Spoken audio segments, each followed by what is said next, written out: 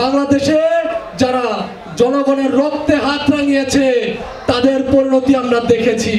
যারা পুনরায় ফ্যাসিবাদী শাসন ব্যবস্থা কায়েম করতে চাইবে তাদের অবস্থা হবে সেই পূর্বেকার ফ্যাসিবাদী এনাবোলারদের মতোই। হুঁশিয়ার করে বলে দিতে চাই, কোন বৈদেশিক প্রেসক্রিপশনে বাংলাদেশ আর চলবে না। হাজার হাজার শহীদের রক্তে, হাজার হাজার মায়ের বুক খালি করে, হাজার হাজার লোকের পঙ্গুত্বের বিনিময়ে আমরা যেই বাংলাদেশ আজ পেয়েছি, সেই বাংলাদেশকে আমরা আমাদের শেষ রক্তবিন্দু দিয়ে ইনশাআল্লাহ রক্ষা করব।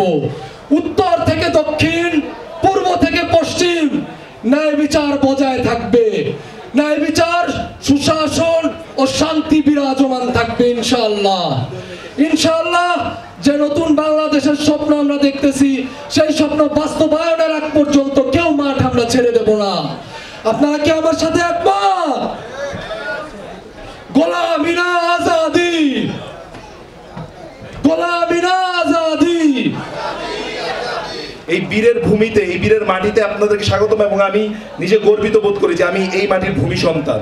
এই মাটির ভূমি সন্তান হিসেবে আপনাদেরকে কথা দিতে চাই, বাংলাদেশের প্রতিটি কোণা থেকে ফ্যাসিবাদী ব্যবস্থার বিলুপ্তি না ঘটা পর্যন্ত, এবং আমরা যে নতুন রাজনৈতিক বন্দোবস্তের কথা বলি, সেই রাজনৈতিক বন্দোবস্ত যেখানে তারুণ্যের রাজনীতি, যেখানে হচ্ছে খেটে খাওয়া মানুষের রাজনীতি, যেখানে শ্রমিকের রাজনীতি, যেখানে সাধারণ মানুষের রাজনীতি, যেখানে প্রতিটি মানুষ, প্রতিটি সন্তান এই জাতিকে নেতৃত্ব দেওয়ার স্বপ্ন দেখতে পারে, সেই রাজনীতির বাস্তবায়ন না হওয়া পর্যন্ত এই যাত্রাবাড়ি প্রত্যেকটি আন্দোলনে, প্রত্যেকটি সংগ্রামের অতন্ত্র প্রহরী হিসেবে এবং অতন্ত্র দুর্গ হিসেবে থাকবে। ভবিষ্যতে যত লড়াই আসবে সেই লড়াইয়ের সূত্র এই যাত্রাবাড়ি থেকে হবে। এবং আপনাদেরকে কথা দিতে চাই, এই যাত্রাবাড়ির সন্তানেরা, এই যাত্রাবাড়ির মানুষেরা প্রতিটি লড়াইয়ের সম্মুখ সারিতে থাকবে এবং বিজয় অর্জন করেই তারা ঘরে ফিরবে ইনশাআল্লাহ।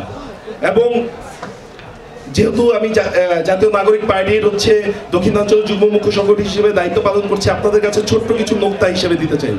ছোট্ট নোক্তাটি হচ্ছে এইরকম যে ঢাকা মহানগর দক্ষিণে আমরা জাতীয় নাগরিক পার্টিকে এমন একটি সাংগঠনিক কাঠামো দান করবো। আমরা জাতীয় নাগরিক পার্টিকে প্রতিটি ওয়ার্ডে এমনভাবে পৌঁছে দিব, প্রতিটি ওয়ার্ড থেকে আমাদেরকে এমন নেতৃত্ব খুঁজে বের করতে হবে, আমাদেরকে নিশ্চিত করতে হবে প্রতিটি ওয়ার্ডের নেতৃত্ব যেন আমরা যে নব্য ফ্যাসিবাদের ধ্বনি শুনতে পাই, সেই নব্য ফ্যাসিবাদকে রুখে দিতে পারে।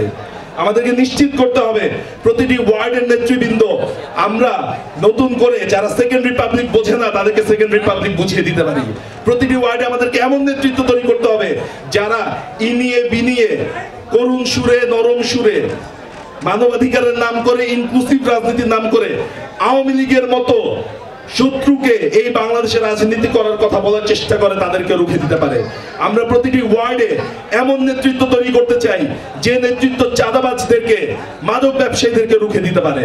এবং সেই নেতৃত্ব জাতীয় নাগরিক পার্টি ঈদের পরবর্তী সময় প্রতিটি ওয়ার্ডে ওয়ার্ডে, ঢাকা মহানগর দক্ষিণের প্রতিটি থানায় সেরকম নেতৃত্ব তৈরি করবে। এবং 30 থেকে 45 দিনের মধ্যে ঢাকা মহানগর দক্ষিণ বাংলাদেশের অন্য সকল রাজনৈতিক সংগঠনের থেকে জাতীয় নাগরিক পার্টি ঢাকা মহানগর দক্ষিণ এক দুর্গ হিসেবে তৈরি হবে এবং জাতীয় নাগরিক পার্টির লাইফলাইন হিসেবে কাজ করবে ইনশাআল্লাহ। এবং আমাদের সেই লড়াইয়ে আপনাদের সকলের সেই সহযোগিতা কামনা করছি। এবং সেই লড়াই আপনি আমি আমরা একসাথে কাঁধে কাঁধ মিলিয়ে লড়বো।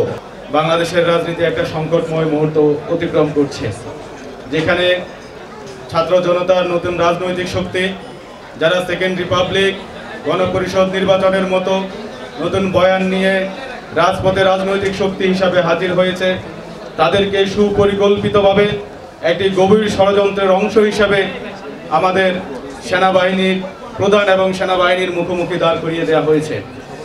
এখানে যে রিফাইন্ড আওয়ামী লীগের যে প্রশ্ন আমাদের সামনে আসছে, আওয়ামী লীগের বিচার, তাদের নিবন্ধন বাতিল এবং রাজনৈতিক সকল কার্যক্রম নিষিদ্ধের যেই প্রশ্নটি আমাদের সামনে ঘুরে ফিরে আসছে, সেটাকে আড়াল করার জন্যই মূলত এই ষড়যন্ত্র আমাদের সামনে বারবার ঘুরে ফিরে নিয়ে আসা হচ্ছে।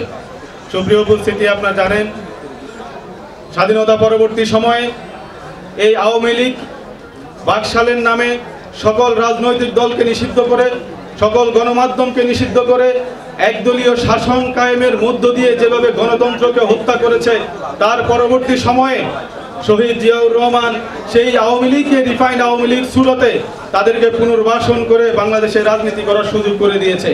যার খেসারত মাসুল দিতে হয়েছে জিয়াউর রহমান নিজের জীবন উৎসর্গ করে দিয়ে তাকে মাসুল দিতে হয়েছে। তার পরবর্তী সময়ে 96 আমরা দেখেছি জামাতে ইসলাম তত্ত্বাবধায়ক সরকার ইস্যুতে তাদের সাথে কাঁধে কাঁধ মিলে যেই আন্দোলন করেছিল, তাদেরকে রাজনৈতিক ময়দানে সক্রিয় করেছিল। সেই সক্রিয় করার মধ্য দিয়ে যে আওয়ামী লীগকে পুনর্বাসন করেছিল, তার মাসুল হিসেবে জামাত নেতাদেরকে জুডিশিয়াল এবং পলিটিক্যাল কিলিং এর মাধ্যমে তাদের শীর্ষ নেতৃবৃন্দকে ফাঁসিতে ঝুলানোর মাধ্যমে তাদেরকে মাসুল দিতে হয়েছিল। সুপ্রিয় উপস্থিতি, 1/11 সরকারও গভীর ষড়যন্ত্রের অংশ হিসেবে এই আওয়ামী সরকারকে পুনর্বাসন করার মধ্য দিয়ে গত 15 বছরে আমরা দেখেছি কিভাবে এই অঞ্চলে নির্বাচন ব্যবস্থাকে ধ্বংস করা হয়েছে, গণতন্ত্রকে ধ্বংস করা হয়েছে, সাংবিধানিক প্রতিষ্ঠানগুলোকে কিভাবে দলীয়করণ করার মধ্য দিয়ে এই অঞ্চলের মানুষের বাক স্বাধীনতা হরণ করা হয়েছে। সর্বশেষ 2024-এ যে ছাত্র জনতার উপরে যেভাবে গণহত্যা চালানো হয়েছিল, এই গণহত্যা চালানোর পরেও ফ্যাসিস্ট গণহত্যাকারী এই দলকে রিফাইন্ড আওয়ামী লীগের নামে তাদেরকে আবার পুনর্বাসন করার গভীর ষড়যন্ত্রে লিপ্ত হয়েছে কিছু কিছু গোষ্ঠী এবং রাজনৈতিক দলগুলো। আমরা বলে দিতে চাই, ছাত্র জনতার রক্তের মধ্য দিয়ে যে স্বাধীনতা অর্জন করেছি, ছাত্র জনতা যে নতুন রাজনৈতিক ন্যারেটিভ নিয়ে মাঠে হাজির হয়েছে, সেটার বাস্তবায়ন না হওয়া পর্যন্ত, গণহত্যার বিচার না হওয়া পর্যন্ত, আওয়ামী লীগের নিবন্ধন বাতিল সহ মাঠে ময়দানে তাদের সকল রাজনৈতিক এবং সাংগঠনিক কর্মসূচি নিষিদ্ধ করতে হবে। আওয়ামী লীগের এই গণহত্যা বিচারের মধ্য দিয়ে তাদেরকে জাতির সামনে ক্ষমা চাইতে হবে। তাদেরকে জাতির সামনে ক্ষমা চাওয়ার পরে রাজনৈতিক দলগুলো এবং বিপ্লবের পক্ষ শক্তি সহ বাংলাদেশের আপামর জনগণ তারা রাজনৈতিক সিদ্ধান্ত গ্রহণ করবে এই দেশে আওয়ামী লীগ রাজনীতি করবে কি করবে না। সুতরাং যে বা যাহারা যে কোনো শুরুতে যে কোনো বয়ানে আওয়ামী লীগকে বাংলাদেশের রাজনীতির মাঠে হাজির করার অপচেষ্টা করবে, তাদেরকে তরুণ ছাত্র জনতা সহ বাংলাদেশের আপামর জনতা রাজপথে তাদের সেই সিদ্ধান্ত নেবে ইনশাআল্লাহ।